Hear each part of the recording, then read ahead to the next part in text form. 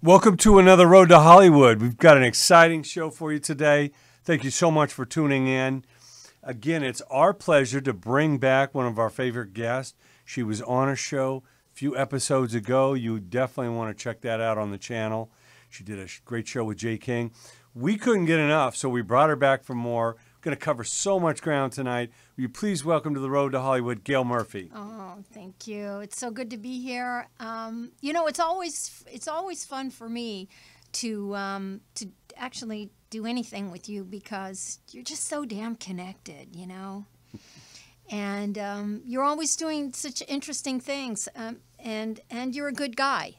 So for me, this is a very fun thing, and I think just doing this show is such a strong way of giving back, and it's such an important asset in the business that we're in that if I had a head, I would be taking it off to you right now. Well, thank you so much. You have gotten me fascinated because I feel that we these days, no matter what part you're in, whether you're a performer, writer, producer, manager, agent, publicist, whatever you do, you really want to be a master of not only your craft, but know as much about the rest of it. And having conducted, kind of like you, thousands of interviews over the years, I'm fascinated by which ones stand out, who's got something to say, and who was a bore. And so the art of any of this, whether it be songwriting, production, performing, imaging, photography, video, it's really fascinating. And I feel that you've got, a command on the art of giving an interview more than anyone I know. Well, and I think that's such an important part of the business these days. Well, it's really the art of storytelling. It's all about the story. When I wrote my book, Interview Tactics, the first quote that I used is from Don Hewitt, the TV pioneer who was the incredible television guy responsible for 60 Minutes, which has been on the air a very, very long time, 40 years plus, I think. Wow. And so I have a quote from him that says, "Don't forget, it's all about the story, and make it a good one." People read magazines, newspapers, blogs, because we want to know the story. We want to know the beginning, the middle, and the end. We want to know what the journey was about. That's how we emotionally invest in products and services and just life in general. It's like if you want to go to Tahiti, you find someone who's been to Tahiti and say, "Well, what was it like?" And if you say, "Oh, well, you're near the water and you're in the sun, it's fun," you're going to walk away going, "Well, that wasn't very productive." But when you find someone who has a really good story that has a beginning, a middle, and an end, you get to emotionally invest in all the different parts of the story, and you get to pick the part of the story that actually works for you. And you think, well, okay, so I won't go here when I get to Tahiti, but I will definitely go here. How do you spell the name of that again? And so it really is about the art of storytelling. Therefore, that's just the platform to which you jump in with. So you need to know that you have to have a good story. So to get back to your question is, what makes a good interview and what makes a killer interview? It's what kind of story are you going to tell? So as someone who's being interviewed, you have to relate to me on a very human level.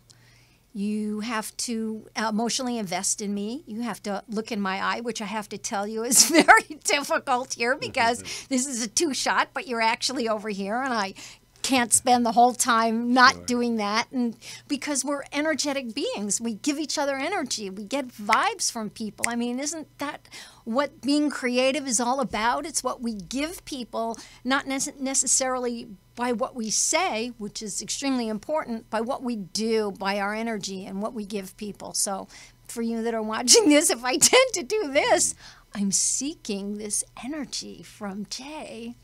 Sure. Well, it's never been before that we've been bombarded by so much stimuli. Oh, yeah. YouTube literally must have millions of interviews, and billions. Probably billions. I think there's probably a million a month that go up.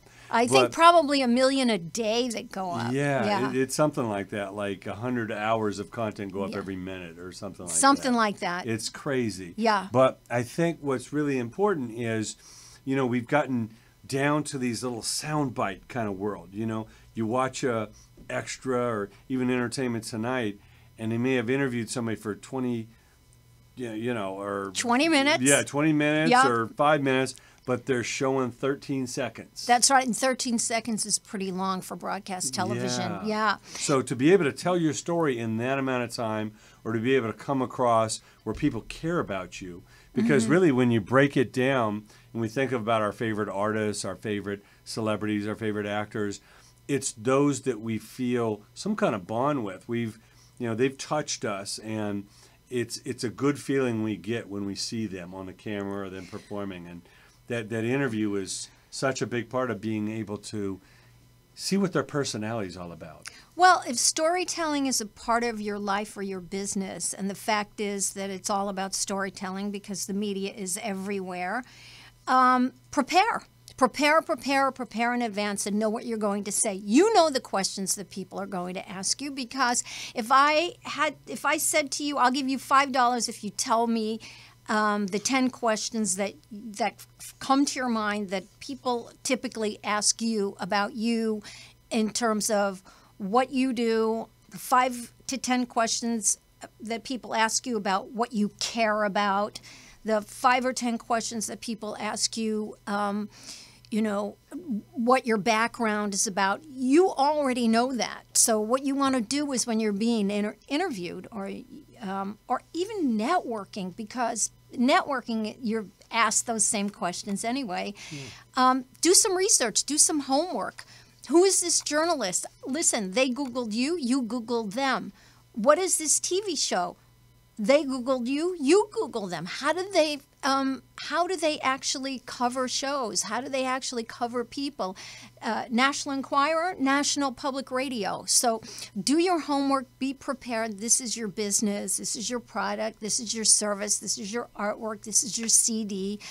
And be prepared. And the reason why we have to talk in sound bites, which are, small morsel versions of who you are and what you're selling, brief and outstanding mini versions of who you are and what you're selling, is because our attention spans are morphing faster than global warming is attacking this planet. And our attention spans are an endangered species. And so if you want to fish, you fish where the fish are. What I mean by that is, if you want people to hear you and understand you, you better have a 5-second, 10-second, and 20-second version of your story, because otherwise people are just gonna go like this, or they're gonna go like this, and you've lost them because they just don't have it to give. Wow. Well, I know, like myself, who's conducted thousands of interviews and started on radio and everything, give us a little tidbit of, I know you have a voluminous, catalog of interviews you've done, and it fascinates me, all the great people you've been able to, share those ideas and stories with. How did you get involved in doing so many interviews yourself? I know you have a background in radio. What led you to the opportunity to interview all these rock stars and celebrities and people you got to over the years? Well, I wanted to do radio. I wanted to do radio, and I wanted to do news. And I saw an opening. Nobody at the radio station I was working at that time, which was KLOS, no one was we were taking news feeds that were given to us by the network, but nobody was actually covering them. And I had a fantastic program director at that time, a real radio pioneer, a guy by the name of Tommy Hadges. And I approached him with this idea. I said, here we are at the radio station. You got the Cool Patrol. You're doing all this promotion. All this money is being exchanged. But you do these promotions, and then you do them like 4 or 5 days in a row. And then the day of the show, you're gone. Where are you? You're not to be seen or heard from anymore. Why don't, since, we're investing so much time and money in this, why don't you send me in there like a spy and I'll review the show, which I knew I could do. And we worked on it for about a year. He was great because I originally come from theater, so the whole idea of having a director was a wonderful thing for me. And to be able to fulfill what they want is a very good thing because, you know, broadcasting is still a form of theater. So networking is a form of theater. Anything that you do that conveys a message, there's a level of performance involved. And so we worked on this, and I was just blessed that simultaneously to this whole thing, ABC was starting up a brand new radio network called the Rock Radio Network, and I get this email from New York saying, "Oh, we understand you're the new person over there at KLOS and you're doing news, and we're starting up this new network. We'll pay you $25 for each piece that you can write and produce." I was like, $25? Are you kidding me? I could do 8 of these a week in a coma. And so I said yes. I jumped at it, and I think the first thing that I ever did for them was a John Lennon story about a statue. I can't even remember, but pretty close to it. And then there were very few of what I was doing, so it was pretty easy. The labels got on board, and I was rocking and rolling in no time.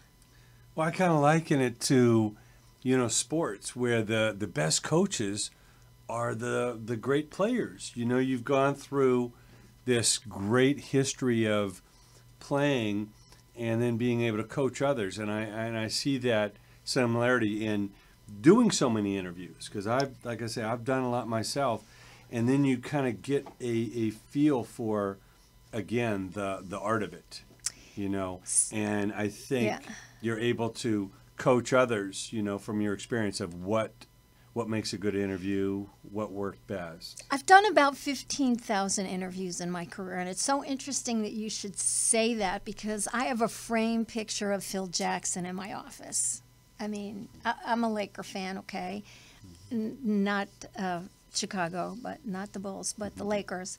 But Pat Riley, I remember I was backstage at a Rolling Stones concert, and I did an interview with Mick, and it was great, and we did the whole thing, and all of a sudden Pat Riley walked past me, and I, like rigor mortis had set in. I was like, oh my God, it's Coach Riley.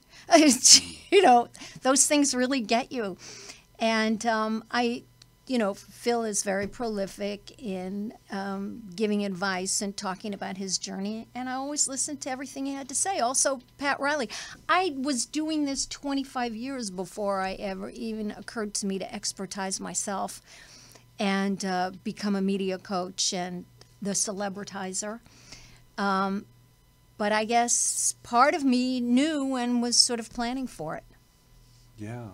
Well, again, I think, you know, besides making great art, whether it is music or your TV show or reality or anything, I think the one thing that separates, you know, some of the great stars from the also-rans is their public persona. And obviously, besides their physical, you know, image that they've created, and of course their stylists and makeup and hair and all that involved. So why wouldn't you take what comes out of your mouth a little more seriously and really prepare that, you know, just like you do for your, you know, your musical performance or anything that you do. You know, I think it's just, you know, winging it or just hoping that you say the right things is not enough these days. It's not enough. You can't do it. You know, they did a survey in England about 2 years ago. What do you want to be when you get out of school? I think it was from 15-year-olds to 17-year-olds. What do you want to be? And I think 68% said they just wanted to be famous. And so the person that did, or the group that did the survey, went back to the survey group and said, famous for what? And they were unable to identify what they wanted to be famous for. So a lot of people want to be celebrities, but it's not enough. And then again, what do you want to be famous for? Do you want to be famous the same way Paris Hilton became famous or Kim Kardashian became famous? There's actually legions of young women now trying to take that path, and it's not going to work. It was just a moment in time, and I guess you could say they lucked out or something, but you have to be famous for something, and celebrity is something that comes. It's the result of something. It's not it doesn't lead the way.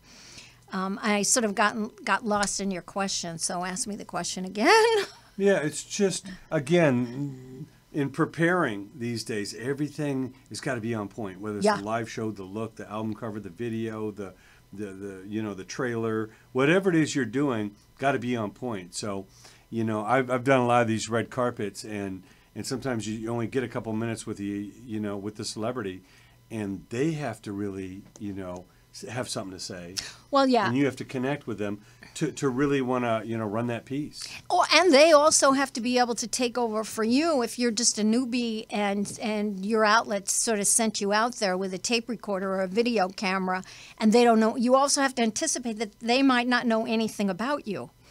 So you want to prepare in advance and know what you're going to talk about before you even step foot outside the door. It used to be you were branding yourself each and every time you walked outside the door. Now, if you're one of those people that checks your phone in the morning before your feet even hit the floor, you're branding yourself before you even have clothes on. So you have to, it's everywhere.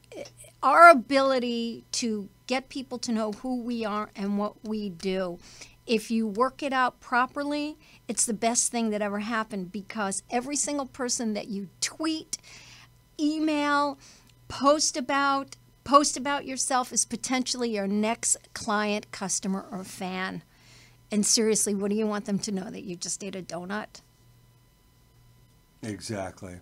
Well, that's fascinating stuff. I can't wait to get back into more. We're going to go to a little break right now, but our guest is Gail Murphy. She is the Celebritizer. She is the writer of this great book, Interview Tactics. So much more information coming up about the art of giving interviews, getting good press, and all that. We're going to go to a clip we just did with Keith Olsen. He is the superstar producer, one of the biggest of all time.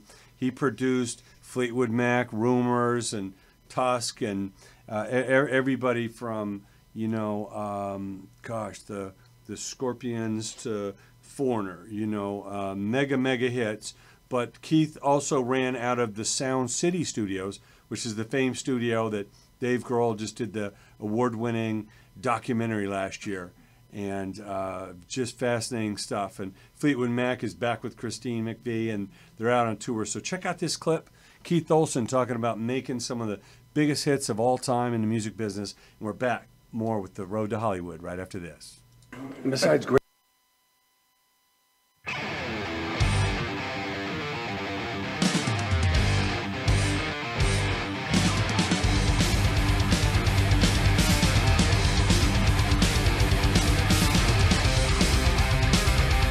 You need to know who inspired you. Who were your heroes growing up? Who inspired you to want to make music? I just thought what a great job this would be to be able to play all day long, never leave the sandbox, because everybody likes playing in the sandbox. And I thought if we could play music all the time or record music, it's like playing in the sandbox. So who actually inspired me? Well, geez, it was Led Zeppelin, it was the Beatles, it was, The Stones, everybody it was, mostly Zeppelin and the Beatles. Wow. They were the ones that said, oh my God. First off, the Beatles said it could be really cool and really complex, and then Zeppelin said, no, it isn't. It can be, and it's all about feel and power. Totally. Now you've had a storied career. So many artists we've ended up with. Give us that quick kind of path of when you started recording and how it elevated to you. Actually, we were just talking about being at Sound City and then opening Goodnight LA. Well, actually, excuse me. It started when I formed a rock and roll band. It was, with Sean Bonniwell and a couple other guys like Mark Landon and Ron Edgar and Doug Rhodes. We formed the Music Machine, and we had Talk. And it was from there it went, it started ballooning and just mushrooming from that. And then got into got into Sound City, got involved in Sound City. It was all about that sound, and then by a fluke, kind of got to have a little bit of ownership of the place, and then got to design a console that seemed to be, the dividing line between so many people's lives before and after. Was that console at Sound City. And so then it was Buckingham Nicks, Fleetwood Mac, and then on to Foreigner, and Grateful Dead, and Santana, and Heart, and then over to Goodnight LA, where it was Benatar and Springfield, and on and on and on. And then it was the fun stuff with Ozzy and the Scorpions and all the Whitesnake albums. And so it was really fun. And in fact, I spoke with David Coverdale just, I don't know, a month ago, and we were talking about how much fun we had making music. And it really was fun. And that's what it's got to be. I mean, take all this internet and these shortcuts and the widgets, take all that away. If it's not fun, what do you got? Well, if it's not fun, it's like work. But you're supposed to play music. You're not supposed to work music. Yeah. So when it becomes work, it's no longer really fun. Yeah. Let's talk about those classic, Fleetwood Mac era. So it was Lindsey that you met first, or how did that evolve? I was one of the D-list producers. There was this guy who was a promoter and manager who had an act up north in San Jose, and he called all the A-list producers to fly up to see this band. And they all said, no. So he went on to the B list. Nobody wanted to go. Then he went to the C list. Then they came to the D list. And I said, hey, you mean I get a free trip to San Jose? Sure, I'll go up to San Jose and see a band. So I went up to see a band called Fred's. And it was, and Lindsey and the drummer picked me up in the band van, and I helped carry in the amps and helped set up. I was D-list. You got to remember it was. But I met Stevie and Lindsey, and Lindsey was a bass player, and I thought, man, the two of them sing so well together. That's really special. And sorry to say, I didn't think the band was special, but they were. And so when I brought them back to Sound City and we started cutting, and I sold that project to a record company who funded the project, and we did Buckingham Nicks. And then from that, I played that album for Mick Fleetwood, and then he said, do you think they would want to join my band? And then it went, so then I did that project, and then that album just took off. It was a defining album of 1970 something or other. Besides great Back songs. with more on the road to Hollywood. Our special guest today is Gail Murphy. She is a media coach. She knows more about giving great interviews than anyone I know, and I'm fascinated by that because, again, the media is, so much of what manipulates our mind, of what we like and what we're infatuated by, what we follow, and certainly what we're curious and want to know more about. And, we have something in common in the fact that we've, done a lot of interviews, given a lot of interviews, or taken interviews from a lot of people. So it's really amazing what makes a great interview tick. And today we're talking about a lot of the tips in her book. She's got a great book here called Interview Tactics. And, one thing we're talking about, Gail, and you can expand upon some of the things in your book, is that really learning how to give that elevator pitch or be succinctly in, what you do translates not only in giving an interview to the media, but like you say, just introducing yourself at a cocktail party or a networking event or something like that, how you present, what those power words are. And sometimes, obviously, people making impressions within the first 10 seconds you speaking. So talk a little bit about that, the power in the succinctness, because we're talking about that short-term, memory, or the short-term, it seems like the size of a gnat these days, the attention span. Yeah. So talk about the need to succinctly be able to get your point across. Well, the interesting thing is that you have to have at least 4 or 5 different versions of your story. You have the 2-second version, the 5-second version, the 10-second version, the 20-second version, the minute-and-a-half version, and the New York to LA sitting next to somebody that you always wanted to meet version. Now, we do this in our lives always. It's like if somebody asks you where you're from, you can just say where you're from. But if they say, oh, I'm from there too, or do you know this person, you have all these different stories that you can just automatically just plug in.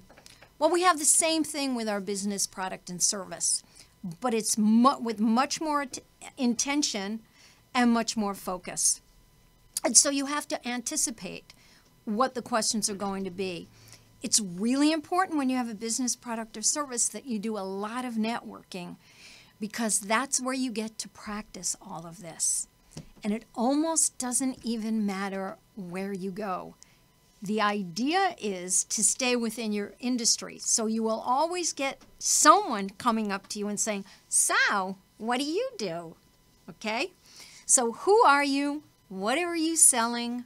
Why do I need it? In other words, what problem do you solve for the people you're trying to attract to you?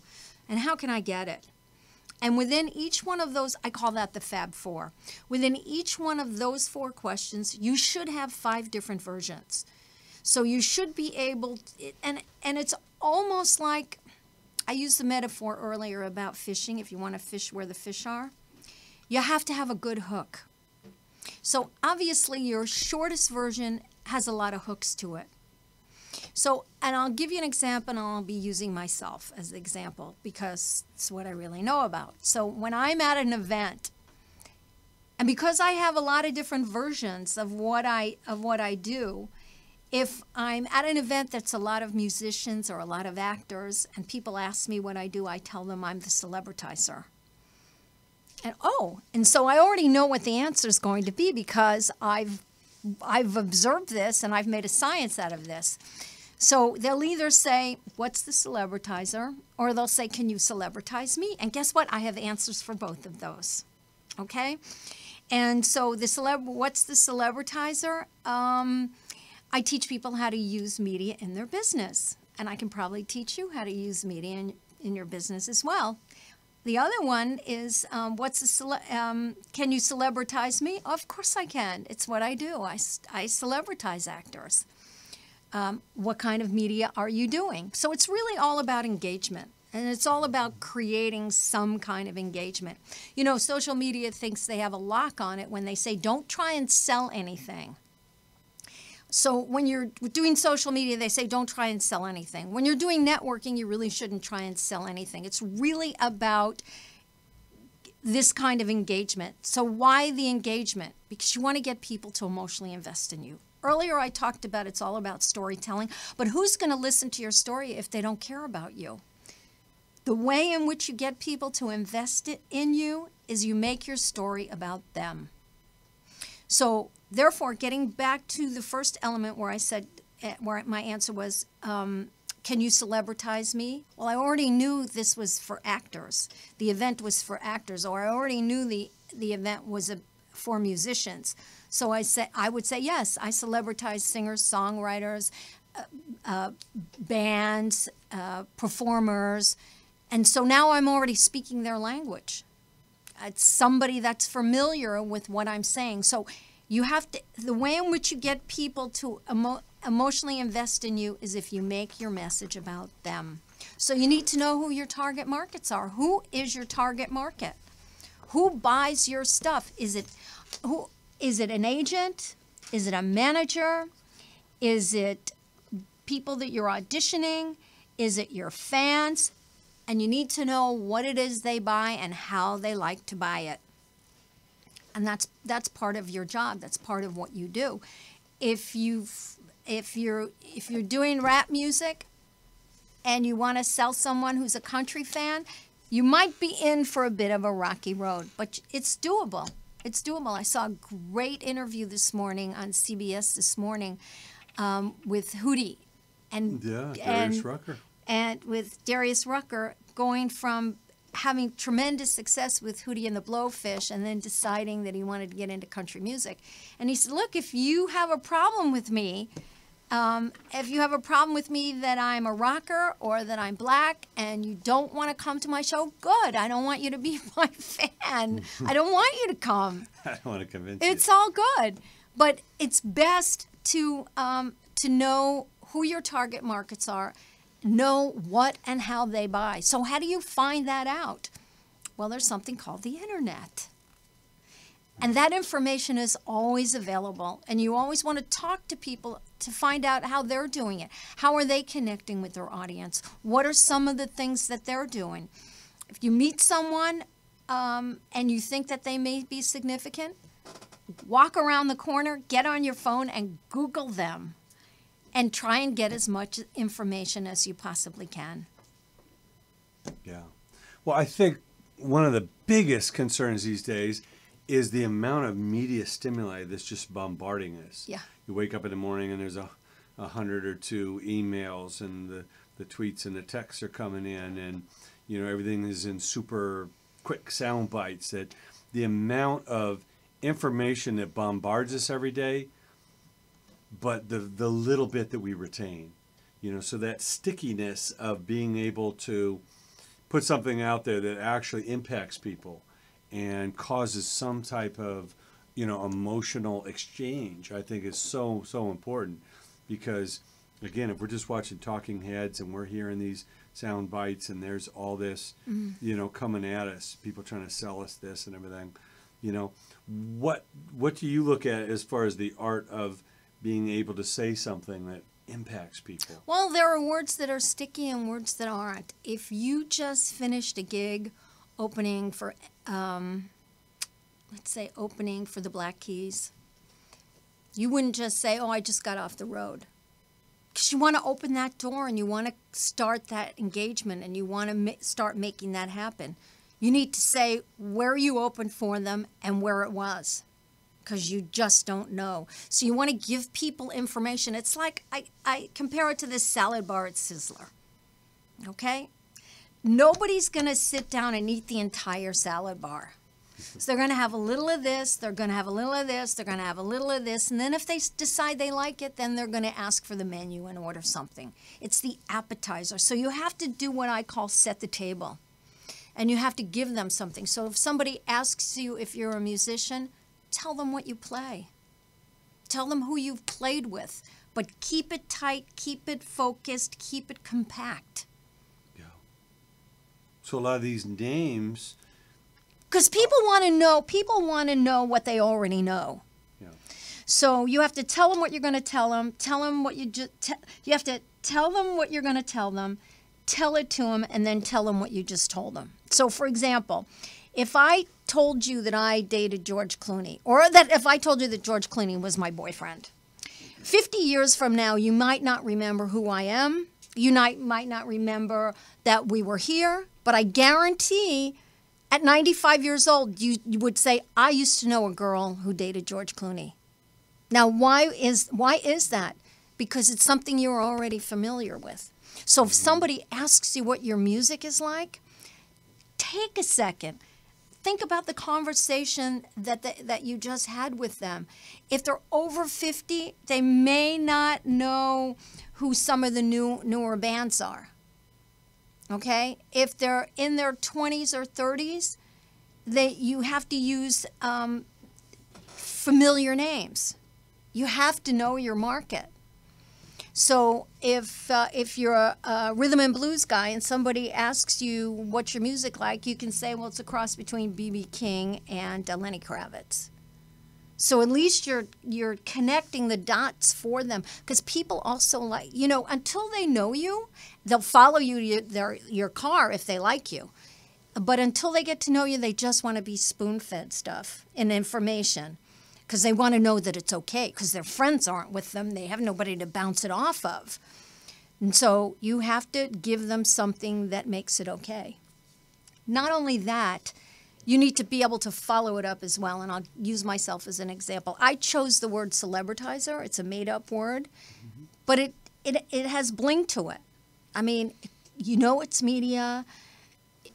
I don't know if she's a celebrity, if I ever met her before, but maybe she hangs out with, you know, this is worth another 4 seconds. Yeah. This Sound is like an energizer in Yeah. the celebrity world. Yeah, this is, you know, it sounds familiar, but I don't really know what it is. I remember hearing a pitch from someone. They had a product called LoJack for dogs. That I don't remember the name of the product, but you know what it is. Mm-hmm. It's something that helps you find your dog. Mm-hmm. So you want to try and make it as easy as possible without making it too, as the Brits would say, without getting all precious about it. And just sort of put it out there, but just something that actually does the job for you. Mm-hmm. And you have to have a business card, for God's sake. And you have to have a website. And you have to have a place where you live on the internet where people can actually go and find you and experience you. Because what they may do is go around the corner and look you up on their phone and listen to your music and come back to you 5 minutes later and say, you know, I just listened to those tracks, because you don't know them, and you might think, oh, this person's so disinterested in me, and they might be very captivated by you. And also, if you have a website, you want to give away free stuff. If you're an author, if you're an expert, you want to give them tips. If you're a manager, you want to give them information that's helpful for them. The 5 things you should always know whenever you're taking a meeting with a record executive. The 5 things to avoid when signing a contract if you're a lawyer. Just give them some information, because it will connect you to them. And you become, as far as they're concerned, you know, an expert, because they could have driven off a cliff without one bit of information that you've given them. It's amazing. Well, I always think I call them speed bumps, because we have so much stimuli coming at us. Unless you drop a name they might know, or a powerful word or something like this, it's going in one ear and out the other. But you give them a reference, like you say, a George Clooney or Lenny Kravitz. Now your imagination is perked up. Like, who? What? Trying to imagine a cross between B.B. King and Lenny Kravitz is going to stop you alone to try and figure out what that combination is. So yeah. I call them speed bumps. Our guest today is Gail Murphy. She's an amazing celebritizer. She's the media coach to the stars. She can help you. And we're going to be coming back in a little bit talking about IES and why an event like this is so important for you to attend, no matter what you do in the creative community, whether you make music, you're an actor, you make movies, you shoot videos, you're a model, dancer, whatever it is, there's something for you at IES. And these are little tips right here. We're coming right back more with Gail Murphy on the Road to Hollywood.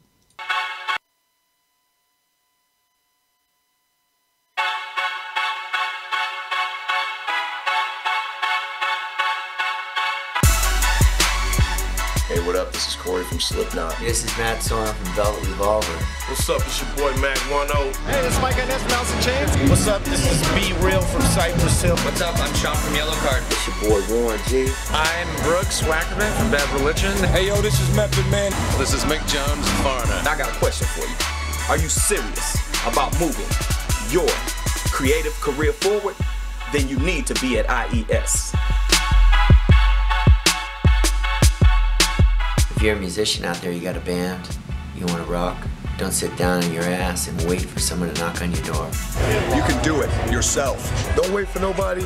Do your thing, man. You know, life is short. You only live once. Totally independent, and I love it. Everything's important about the indie world. It has been for a long time. You got more control, and you make 10 times as much money.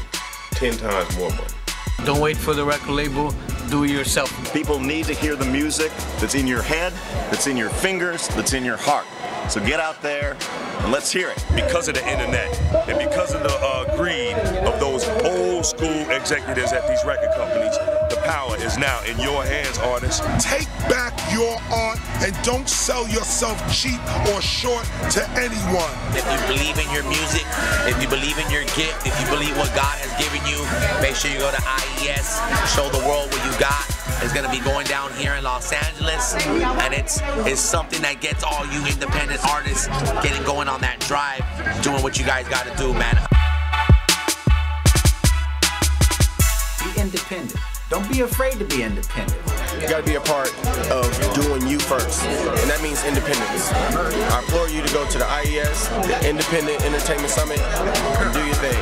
If you think you know what you're doing in this music business, I don't care who you are, there are things you will learn. The indie way is the way, you know. The large corporations have basically disintegrated. They're looking to the indie community to create the music and create the genesis of what's going to be the next environment. If you started a new band and you're having a little bit of trouble figuring out where to go next, or what you should be doing, who you should be talking to, whether you need a record label or how to get your music distributed, you need to go to the Indie Entertainment Summit. That's the place where you go to meet industry panel experts. They're going to tell you everything you need to know to get you where you want to be. For me, I spend all of my days and months going around the world educating musicians on how they can better actually release their music and market their music. It's part of my mission, it's part of the way that we can grow the music business. So I'm going to go at all the important summits that I can go to, and the Indie Entertainment Summit is going to be one of the places that I'll be. You want to be educated? You want me to help educate it? You better be there. If you rap, sing, dance, model, DJ, or act, or like myself do comedy, you can't afford to miss this conference. You're trying to do your thing in this business, and you're tired of waiting on somebody to help you. In August, come to LA, the Indie Entertainment Summit. You know what time it is, man. It's that time, Rolex time. Chase some cash, get money, big care. Shout out to Hit Boy, G-Rock, Money Making Man, Stacy B, it's Sir Cut, and we here with the Indie Entertainment Summit, man. Y'all need to be here, man. It's in LA in August, man. Beautiful people here, man, dropping knowledge, dropping gems about this new way to pursue this music and a new way to get this money, man. It's the Indie Entertainment Summit. That's the IES, baby. Very important place to be if you want information to take things to the next level. You may not have access to the internet. It's okay too. Go there. You have an opportunity, IES. Write it, rap it, produce it, mix it, arrange it, rap it, sell it. That gives you the power. Every second that you're sitting on your butt waiting for something good to happen, your competition is passing you by. So if you got a dream, go and fight for it and support Indie Entertainment Summer. I need y'all to come out to my city and represent with the Entertainment Indie Summit. It's going down August 1st through the 5th. If you're an independent artist, you're an independent label, you want to get your music out there, you want to network, come out to Los Angeles. All you gotta do is, if you want to blow up in this industry, go to IES conference in LA, Google it, you gotta be there. Showcases, panels, opportunities, everything that Indie Entertainment Summit does is something that is very much for today's music industry. We know how it used to be, but we don't know how it's going to be tomorrow. But I think the Indie Entertainment Summit is going to be an opportunity for motivated, ambitious professionals to meet each other. Music business is a hard thing to break into. So you gotta do what you can. Check out IES, Indie Entertainment Summit. If you're gonna be anywhere, you need to be at IES, man, in LA, man. That's where it's gonna be at. It's going down just like that, August 1st through the 5th.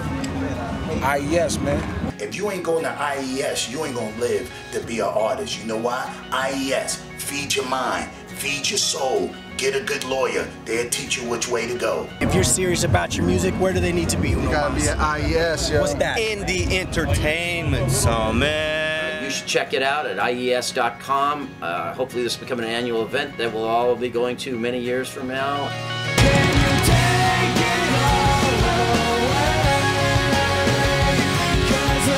You need to be out to IES. That's IES, baby.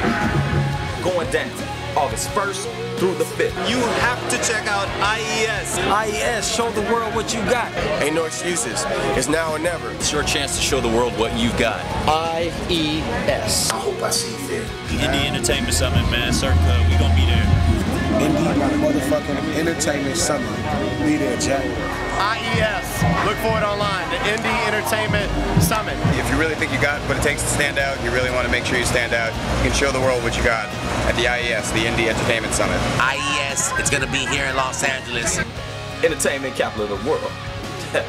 If you ain't there, you're nowhere.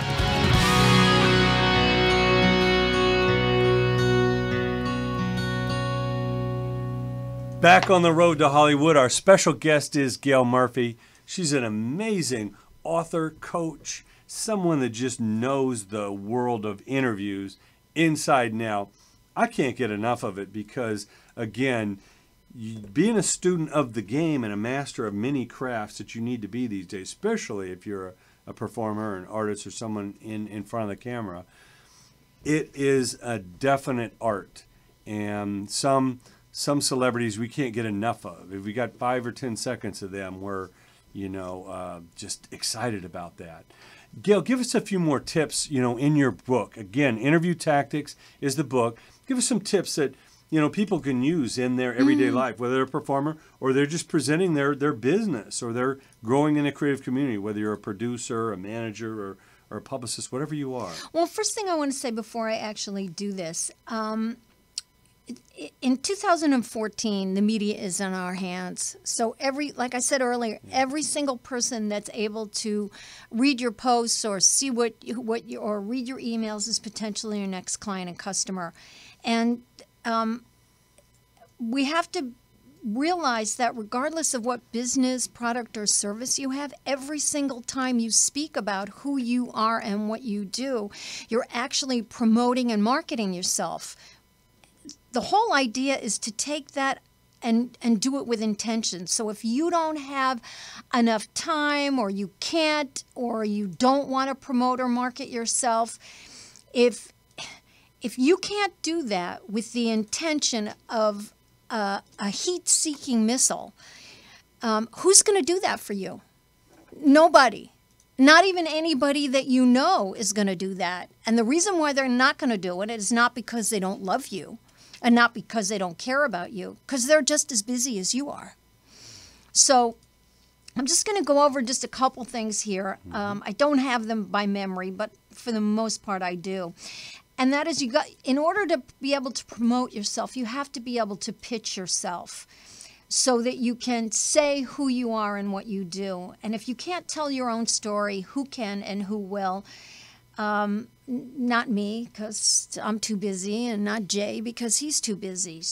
And if you don't want to do that, you're in for a bit of a rocky road. And you want to be as honest and as upfront as you can with the person that's interviewing you or the person that you're engaged with.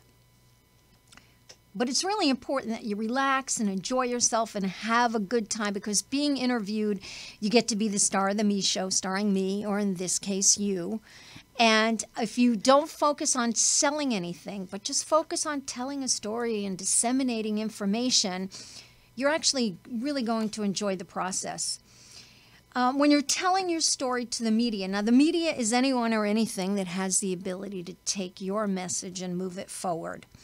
So if I ask you how much media you've done and you tell me you haven't, you're not there yet, that's not where your business is at, what you're saying is, I've never written an email, I've never left a message on anybody's voicemail, I don't do social media, I've never been in a photograph, I don't have a business card. We're doing media all the time, 24/7, and we are now our own broadcasters, and the media is now in the palm of our hands. So your job is to capture their attention and imagination in the shortest amount of time.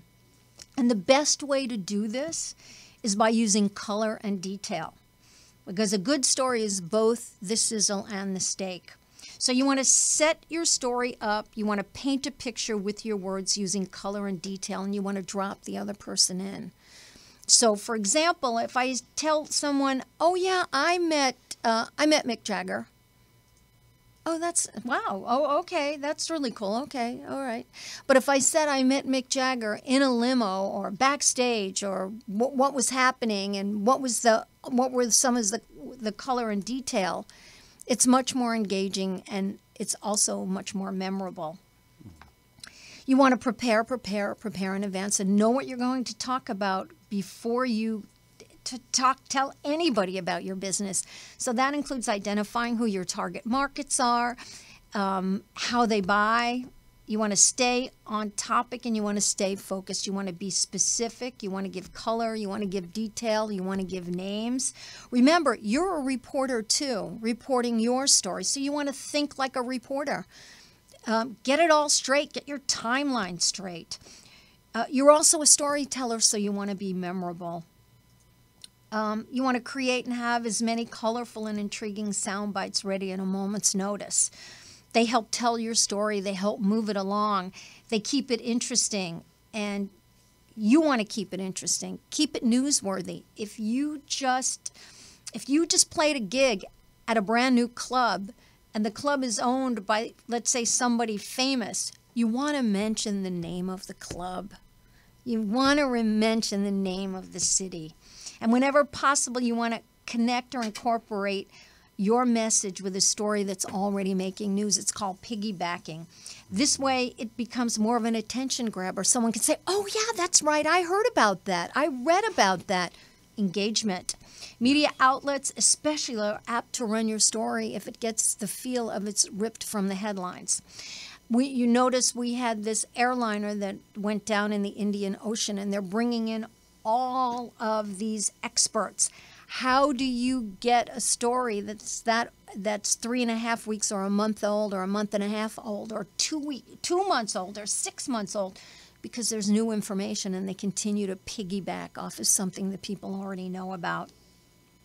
So people are more apt to pay attention when it's something that they're already familiar with. And last but not least, you want to talk about your experiences with your creation, with your product, with your service, with your music, as it relates to what you do. So you want to explain these experiences, how they helped you, how they empowered you, how they moved you along in your journey, how they helped someone that you know, and how someone benefited from it. And what problem did it solve? Now, in total, there's 35 of these. You can email me, and I will send you all 35. Get your pens ready. At the end of the show, she's going to give her email address That's right. and the websites. Yeah, that's all right. that. That's right. Gail, let's talk a little bit about IES. We had you out to speak at the event. Yes. You know, we're so excited that, you know, we're on a roll here. Yes. It's the third year, going on our fourth and our fifth and our 10th. You know, it's nonstop. Mm-hmm. And again, the idea of this really came out of the fact that in my 40 years, I've spoken at over 500 of these events. And I'm at South by Southwest and Meet Them and ASCAP Expo and all this.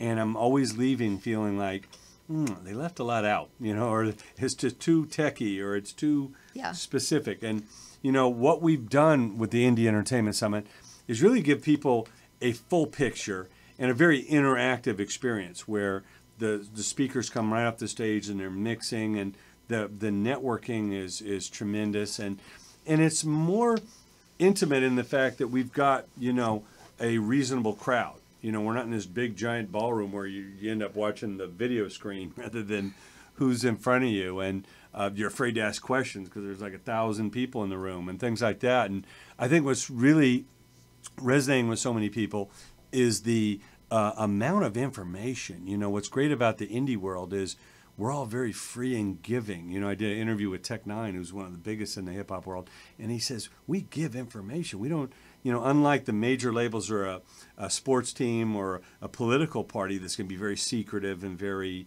you know, anti the other camp, we give all this information because you can know how this guy did it, or, you know, Metallica did it, or how Snoop did it, but it doesn't mean you can do it the exact same way. But learning these techniques and really talking to the people that are on the firing lines, really making this stuff happen. And again, you combine all these areas of giving great interviews and videos and how to get a viral video going, and the techniques of, you know, running your own business now, setting up your distribution or running your, you know, publicity or your, you know, your international, you know, attack. All this is so important because there are no record labels anymore. They're doing this for you. There are no movie studios that are grooming. we always hear stories about the old days of Motown where they came in and they taught you how to dance and then taught you how to take pictures and taught you how to do an interview and taught you how to perform on the stage. That doesn't happen anymore, you know. So I think what's really great and we're so enthusiastic about is professionals like you and people from all the areas of the industry coming together and then sharing this information and being really approachable. You know, people are coming home and they got the business cards and the knowledge and they're taking notes. And I've seen so many people make connections and establish relationships that they probably would have never met. Certainly calling that person's office, they probably wouldn't get on the phone, you know, in so many cases.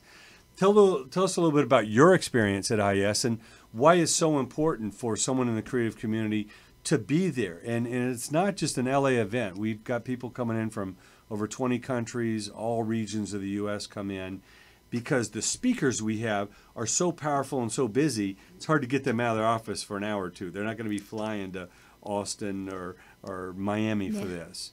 Tell us about why it's so important to be there. Well, for me, having attended and spoken at a lot of entertainment conferences, I can tell you with complete authority, it's totally 100% different than any other event that I've ever been to, because the passion is for the people in the audience and not in the pocketbooks of the people that are putting on the event.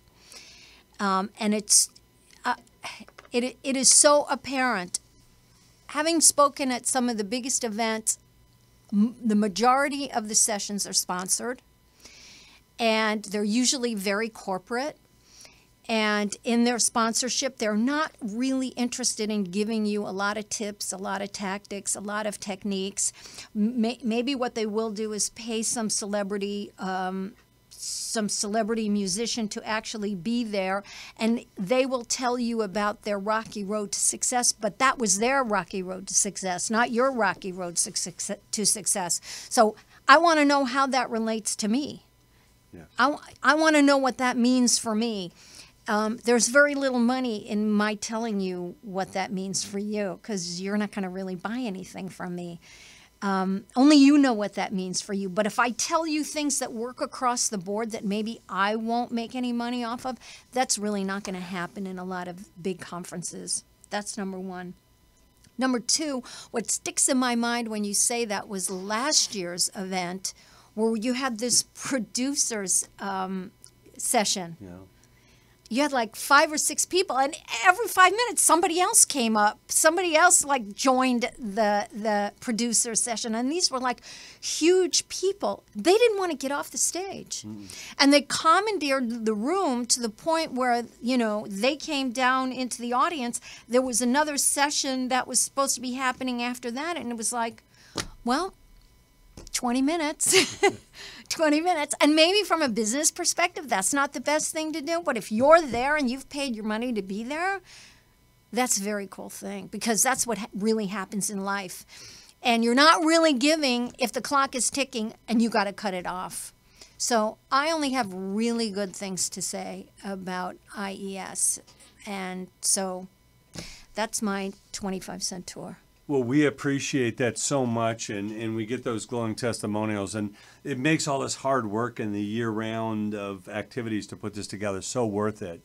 And again, the cost to come is a fraction of these other conferences, and I won't mention names, but believe me when I tell you, you're going to get 1,000 times more out of it than you put into it. But, you know, those that come and really take the notes and you know, make their introductions and all that, that is just a priceless opportunity. So we're very excited, and among our honorees this year, we're just talking behind the scenes. People like Quincy Jones and Little Richard, the architect of rock and roll. He's right up there with Elvis Presley and Chuck Berry and the people that invented this whole new music that we listen to.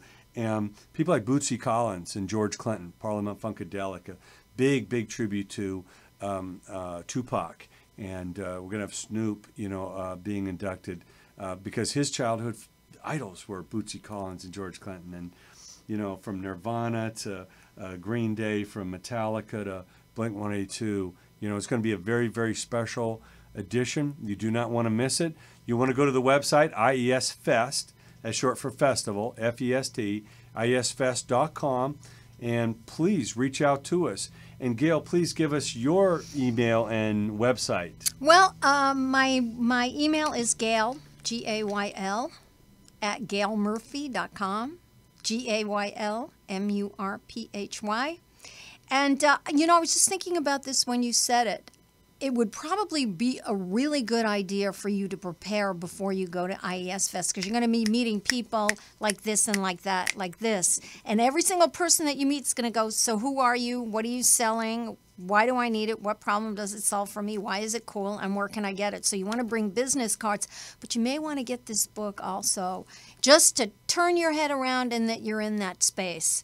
And I'll see you when you get there. Gail at Gail Murphy or Gail at interviewtactics.com. Either one works, and I'll send you something for free.